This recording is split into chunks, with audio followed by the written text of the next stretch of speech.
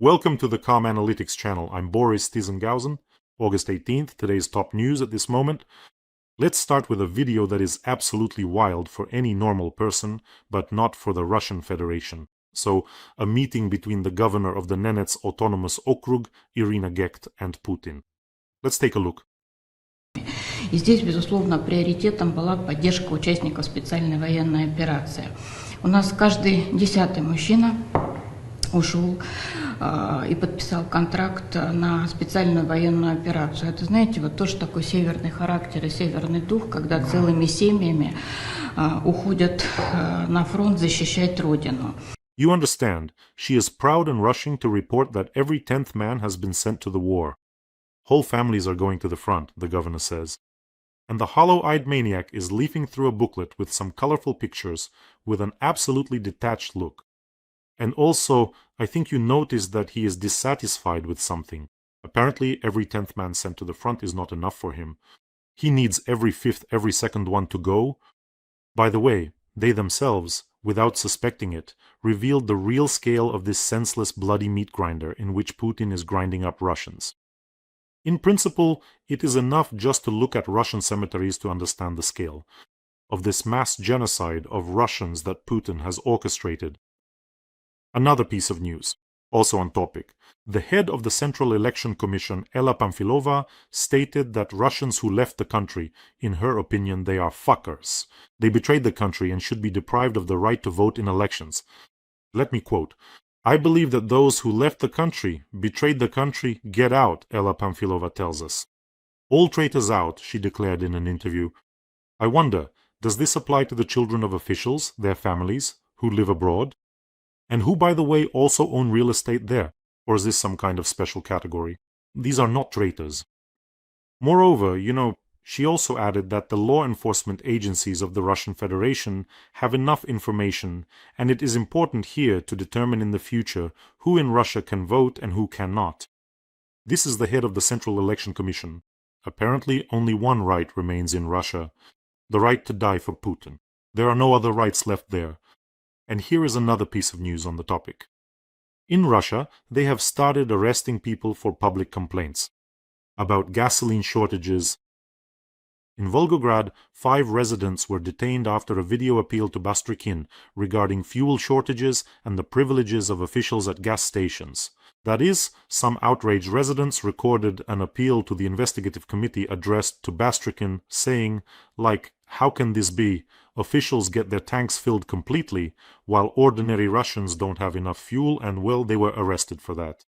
In Perm, a fine was issued to another character who wanted to hold a sanctioned rally against the gasoline shortage. Or maybe the reason is that the serfs are addressing Bastrykin and Putin in a way that is somehow unpatriotic and incorrect. Not on their knees? Yes, and in general, what is the problem? No gasoline, no shortage, what? It's unclear. Well, and now for news that perhaps went unnoticed by Russians. For Russians, for everyone, except for the residents of the Moscow region today. This is, perhaps for them, probably the news of the month. And for Moscow, by the way, too. I've been reading since this morning, explosions in the Moscow region. Balashika, Kotelniki, Noginsk, Ramenskoye, Serpukhov, Zheleznodorozhny. They are messaging each other, Arseny, what is happening.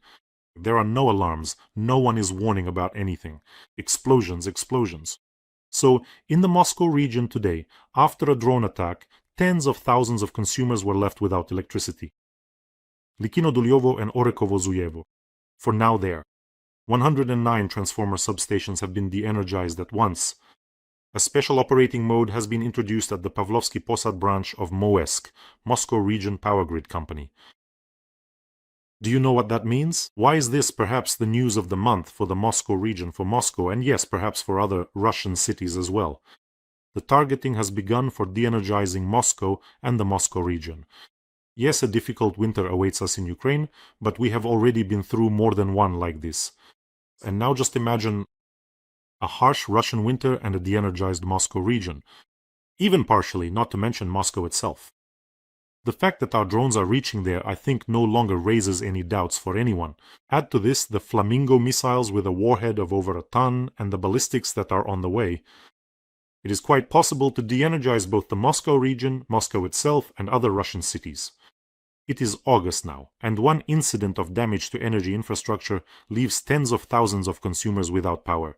And this is not some distant border region, this is the Moscow region. But in winter, when the load on the grid increases sharply at the same time, electricity will be needed for boiler houses, for pumps, for communications, and for all sorts of other municipal infrastructure. That is when even relatively a local failure could have very, very significant consequences. The Russian Ministry of Defense's jokes about freezing in winter and drones falling like snow on their heads will seem very, very unfunny to Russians. You know, many have probably already forgotten how in 2022, when the Russians bombed oil refineries in Ukraine, they posted memes, "Oh, how will we manage without fuel here? How hard it is for us here." And now, how funny is it for you to joke about fuel from the Russian Federation when already, in Moscow, they are struggling to find fuel? And what is it all because of? Any Russian can ask themselves this question. What is all this because of? It's just that Putin needed the Ukrainian city of Kramatorsk, which most Russians have never seen in their lives, never heard of, and wouldn't be able to find on a map. So, for a Ukrainian city, tens or hundreds of thousands of Russians will die, and tens of thousands of Wildberries sellers will go bankrupt. And not just them, by the way. Ozone will follow soon. Thousands of farmers in Russia will go broke. What for? Is your own land not enough for you? By the way, friends, this is an important point. You can subscribe to this channel right now if you haven't done so already. We are fighting against Putin's propaganda. It is much more effective to do this together, so make sure to subscribe. And Lavrov, he must have gotten hold of some expired oats somewhere, gobbled them up, and he's off again. Lavrov announced an intention to build a new world order together with North Korea.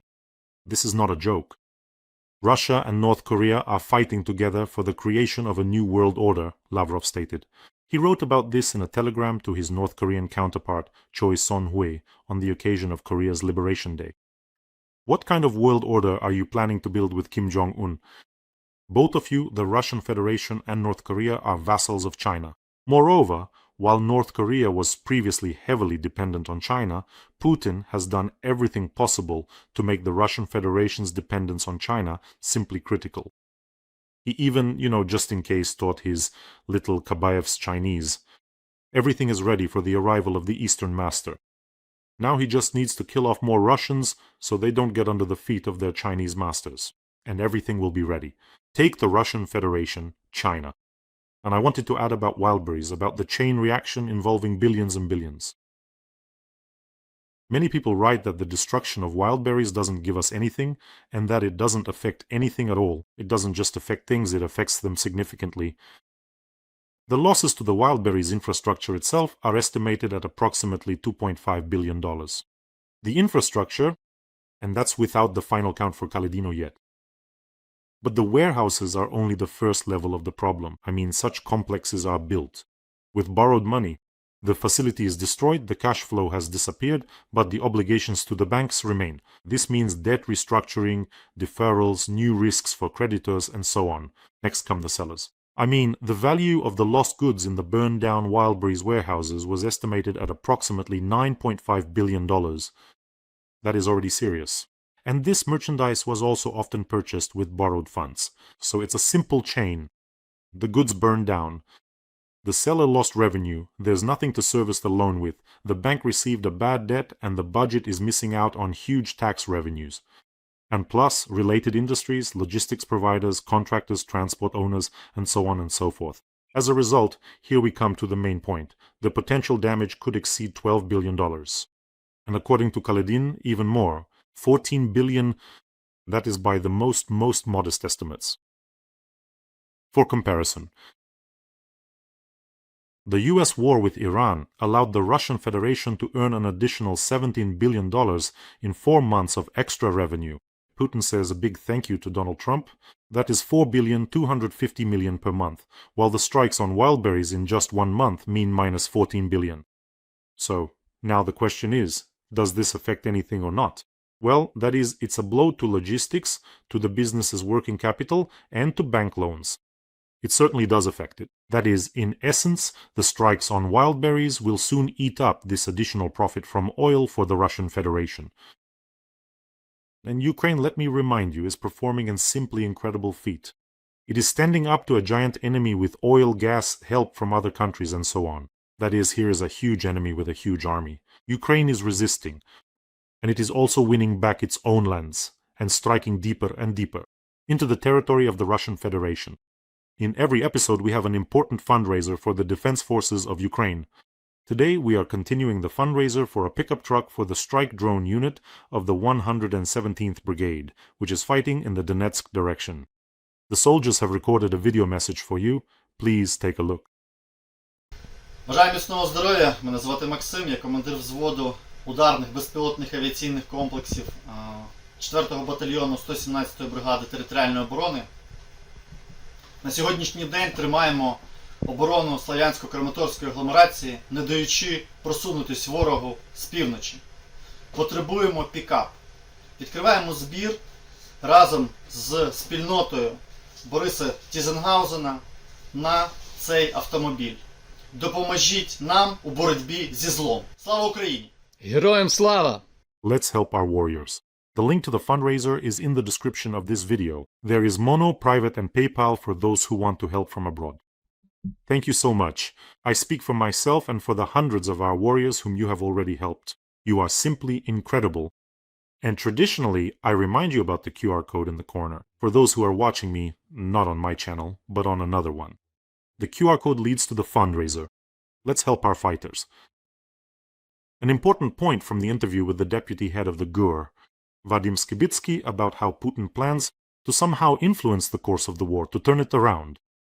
The Kremlin has a plan to recruit 409,000 people in 2026, and for this Putin has passed a special law.